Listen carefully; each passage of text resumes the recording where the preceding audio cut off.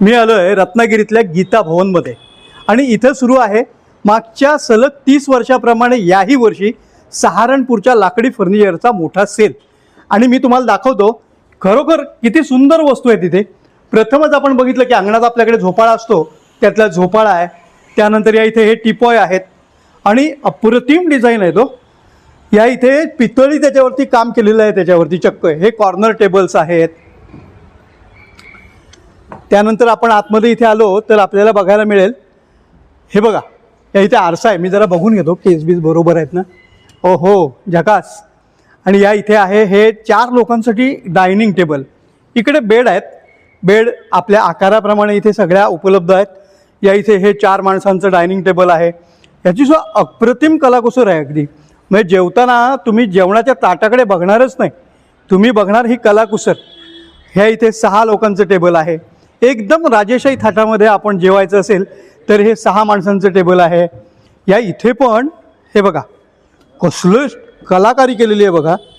आणि ह्याच्यामध्ये पितळी काम केलेलं आहे मध्ये, म्हणजे लाकडं आहेतच, लाकूड आहे, लाकडावरची ही पितळी कलाकुसर आहे ना, ही खरोखर बघण्यासारखी आहे। म्हणजे सहारणपूर म्हणजे कसं एकदम मुघलांच्या काळामध्ये गेल्यासारखं वाटतं बघा। एकदम ही कलाकुसर बघून एकदम राजे राजवाडे असतात ना त्यांच्यासारखं हे सगळं वाटतंय। आणि बेडसुद्धा बघा ना, त्याची कलाकुसर दाखवतो किती सुंदर केलेली आहे। म्हणजे ह्या बेडवरती गादी टाकली की इतका सुंदर बेड होईल, हा इथे आपल्याला इतकं आनंददायक वाटेल। आणि नवीन लग्न झालेल्यांना भेट देण्यासाठी बेड म्हणा, हे कॉर्नर टेबल म्हणा, आणि एक कोच म्हणजे काय प्रश्नच नाही हो। कसले प्रशस्त आणि जबरदस्त आहेत आणि त्याच्यावरची कलाकुसर अप्रतिम। आणि गंमत काय माहिती आहे का, सलग 30 वर्ष एकच ठिकाण रत्नागिरीतलं गीता भवन, या गीता भवनमध्ये यांचा हा सेल आहे। आणि आत्तापर्यंत माझ्या तरी कानावरती यांची एकही तक्रार आलेली नाही। हे टिपॉय बघा, इथे हत्ती इथे लावलेले आहेत, त्याला वरती इथे काच ठेवली की हा इथे मध्ये एक सेंटरला एक फ्लावर पॉट ठेवण्यासाठी हे आहे। इतकं सुंदर वाटतं। आणि गंमत म्हणजे ह्या सोफा सेटची डिझाईन एवढी आहेत ना की यातला कुठला घेऊ आणि कुठला नको हेच आपल्याला कळत नाही आहे। आता हे बघा, हे इथे असे राऊंड मस्तपैकी असे राजेशाही सोफा सेट आहेत। आणि या इकडे हे बघा, हा बघा ना सुंदर सोफा सेट आहे, एकदम रॉयल रिच, आणि याचं डिझाईन पण वेगळं आहे, पूर्ण अगदी पूर्ण वेगळ्या डिझाईनचा हा सोफा सेट आहे। हा बघा, हा म्हणजे कसा आपण पिक्चरमध्ये वगैरे बघतो ना असा आहे बघा, एकदम ऐश हा सोफा एक आहे। आणि याचं डिझाईन बघा, ह्या इथे एक उंचवटा आहे आणि असं सुंदर डिझाईन आहे। आणि आमचे मित्र आहेत, हे मला वाटतं हे साईड टेबल आहे, ह्याच्यावरती ना फुलदाणी ठेवतात। आणि हा सोफा कम बेड आहे। सोफा कम बेडमध्ये मला काय स्वतःला फारसा इंटरेस्ट नाही, पण आहे ही वस्तू चांगली आहे ज्यांना सोफा कम बेड पाहिजे।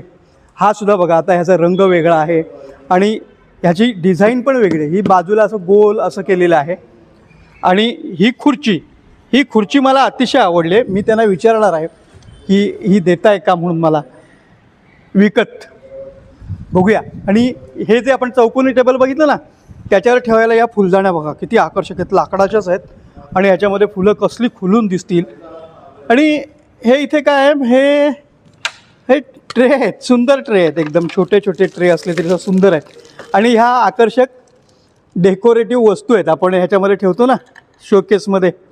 हे ट्रॅक्टर आहे आणि जे पारायण करतात, जे देवाचं वाचतात त्यांच्यासाठी हा स्टँड आहे। ह्याच्यामध्ये भगवद्गीता म्हणा, कुराण म्हणा, बायबल म्हणा, जे काय आहे पुस्तक ते ठेवायचं आणि वाचायचं। एकनाथी भागवत असेल, जे काय असेल ते वाचता येईल। आणि हे ही बघा, ही एक वेगळीच वस्तू आहे। हे काय आहे, हे ॲक्युप्रेशरसाठी आपण असं फिरवतो ना ते आहे। हे इथे उलथणी आहेत, लाटणी आहेत। हे पण एक ॲक्युप्रेशरचं लाटणं आहे, हे बघा। ह्याला पण हे ह्याच्यासाठी वापरतात ना, अंगावरती फिरवायला। ही रवी आहे, या रवीला आता लाकूड कुठलं वापरलेलं आहे ते मी विचारणार आहे। पोळपाट आहेत आपले रेग्युलर। आणि हे या इथे, हां हे काय माहिती आहे का, हे बघा, हे दाखवतो मी तुम्हाला एक गंमत। हे आहे ना, हे आपण डायनिंग टेबलवरती कप ठेवतो ना त्याच्यासाठी लागतात ना खाली डाग पडू नये म्हणून, ते ठेवायची वस्तू आहे ही। हे बघा किती सुंदर आहे ना, छोटीशी, आणि बघायला पण किती सुंदर वाटतं।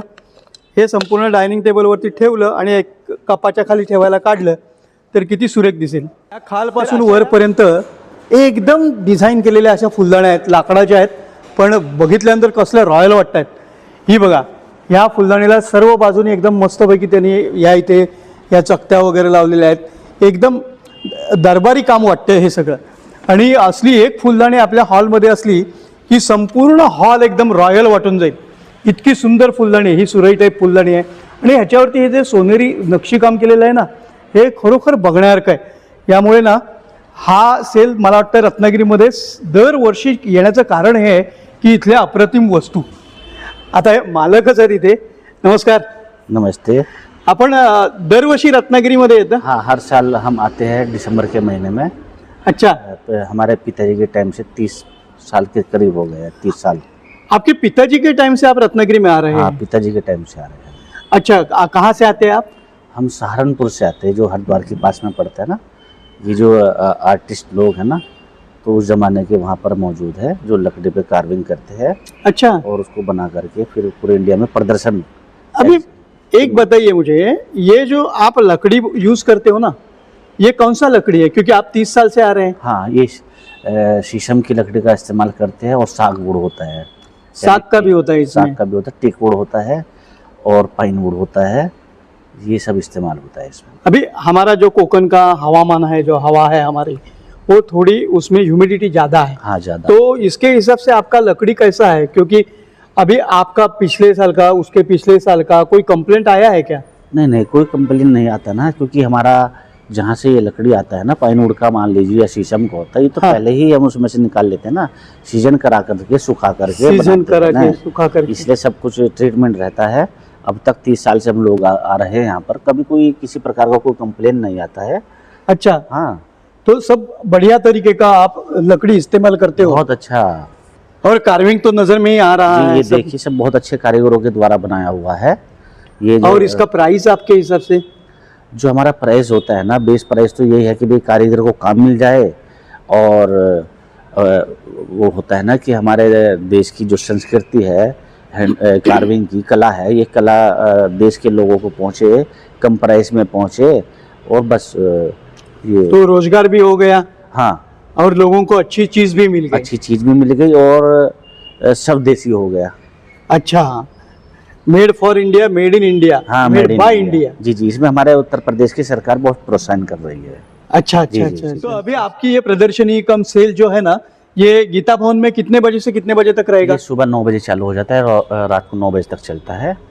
और हम इसमें ऑफर निकाले हैं 20% का, 20% हम डिस्काउंट दे रहे हैं.